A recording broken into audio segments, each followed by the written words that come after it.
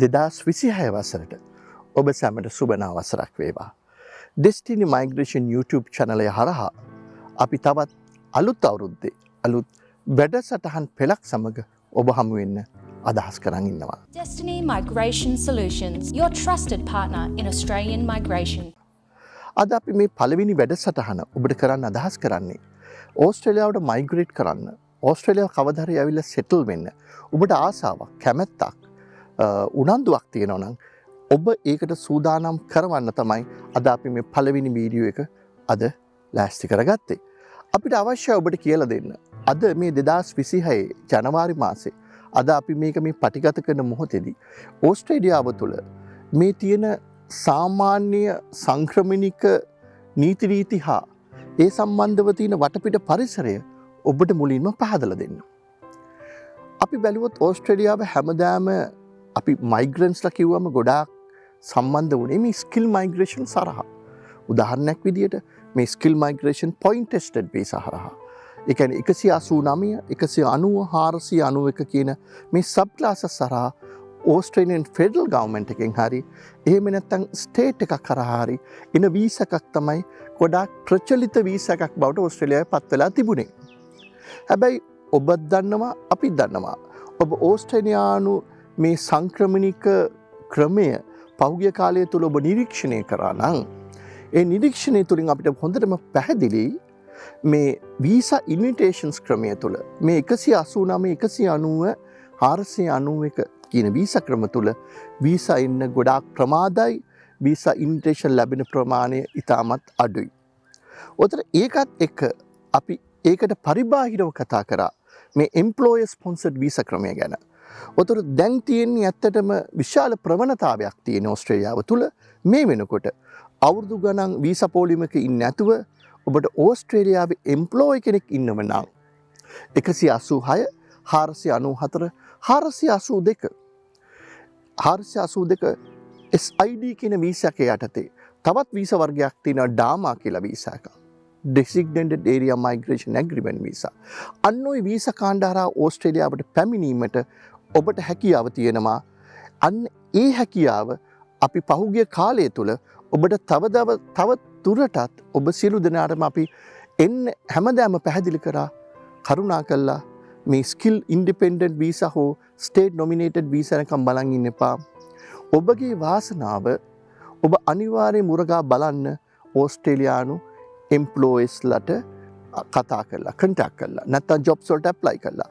එතකොට අපිට තිබුණු ලොකුම ප්‍රශ්නේ තමයි ඇත්තටම විශේෂයෙන්ම ඔබ මේ වෙලාවේ ඕස්ට්‍රේලියාව තුළ රැඳිලා ඉන්න ටෙම්පරරි රෙසිඩන්ට් කෙනෙක් නම් ස්ටුඩන්ට් වීසා එකක හෝ වෙනත් වීසා එකක ඔබට ඒ ක්‍රියාමාර්ග ගැනීමේ ඉතාම පහසුවක් තියෙනවා. මොකද හේතුව ඔබට අද ඔබගේ වර්ක් ප්ලේස් එකට ගිහිල්ලා, අද ඔබ වැඩ කරන වර්ක් ප්ලේස් එකට ගිහිල්ලා ඔවුන්ට දැන්ටම ඔබ ප්‍රගුණ කළා ඉවර නම් ඔබගේ දක්ෂතාවය ඔබට පුළුවන් ඔවුන්ට කියන්න කරුණා කළා මට මේ වීසා කාණ්ඩ වලින් එකක් ලබා දෙන්න පුළුවන්ද කියලා. හැබැයි ඔබ ඇත්තටම ඉන්නේ ඕවර්සීස් නම්, ශ්‍රී ලංකාවේ නම්, වෙන රටක නම් ඔබට මේ ඕස්ට්‍රේලියාවේ එම්ප්ලොයිස්ලා හම්බෙන්න තියෙන එකම මාර්ගය ඕස්ට්‍රේලියාවේ තියෙන ජොබ්ස් වලට පිටස්තර අයදුම් කරුවන් විදියට අයදුම් කිරීම තුලින් පමණයි.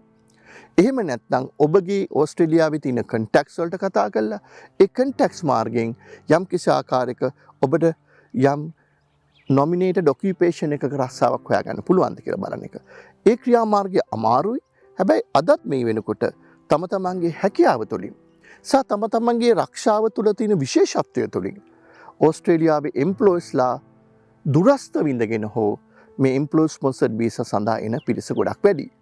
මේ අලුත් අවුරුද්දේ අපි ඔබ සැමගින් ඉල්ලා සිටින්නේ ඔබගේ ඕස්ට්‍රේලියාවට එන සිහිනය සැබෑ කරගන්න මේ එම්ප්ලොයි ස්පොන්සර්ඩ් 186, 482, 494 වගේ වීසා කාණ්ඩ සඳහා වැඩි නැඹුරුතාවයක් දක්වන්න. එතකොට අපි බැලුවොත් විශේෂයෙන්ම ශ්‍රී ලංකාව පහුගිය කාලේ මේ ශ්‍රී ලංකාවේ ඇසෙස්මන්ට් ලෙවල් එක 1 වීම නිසා නැත්නම් ශ්‍රී ලංකාව රිස්ක් එක අඩු කන්ට්‍රි එකක් බවට පත් වීම නිසා ඇත්තටම කිව්වොත් ඕස්ට්‍රේලියා ස්ටුඩන්ට් වීසා ක්‍රමය ඉතා සංකීර්ණ ක්‍රමයක් බවට පත් වෙලා තිබුණා. විශේෂයෙන්ම ශ්‍රී ලංකාව කෙරෙහි දැන් යම් කිසි ආකාරයක ඉතා සහනදායි ක්‍රියාමාර්ගයක් දක්වා ඒක දියුණු වෙලා තියෙනවා. උදාහරණයක් විදිහට ගත්තොත් අද අපි දකිනවා ලංකාවෙන් දාන ස්ටුඩන්ට් වීසා ඉතා බොහොම සාර්ථකව ඒවා ලැබෙනවා. ඒවා ඇප්‍රූව් වෙනවා. ඒ හේතුව තමයි දැන් ලංකාවේ ඇසෙස්මන්ට් ලෙවල් එක දියුණු වෙලා තියෙන නිසා ඒ දියුණු වීම හරහා ඕස්ට්‍රේලියන් ගවර්න්මන්ට් එක ශ්‍රී ලංකාවේ පුරවැසි ස්ටුඩන්ට්ස්ලට ඕස්ට්‍රේලියාවට එන්න යම් කිසි ආකාරයක පහසු ප්‍රවණතාවයක් ඇති කරලා තිබෙනවා.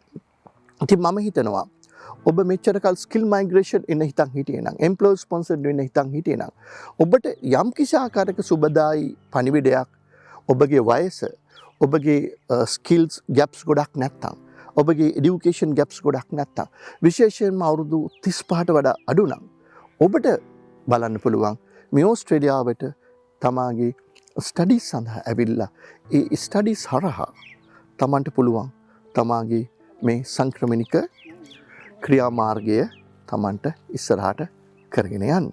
ඉතින් මම හිතනවා මේ අවස්ථාවේදී මේ ලැබිච්ච ප්‍රතිලාභයත් එක්ක මේ විශේෂම ස්ටුඩන්ට් වීසා හරහා ඔබට ඔබගේ මේ ඕස්ට්‍රේලියානි ජර්නි එක දිහා නැවත වෙනස් විදිහට බලන්න හැකියාවක් තියෙනවා නම් මම හිතනවා ඒක ඔබට උත්සාහ කරන්න පුළුවන්.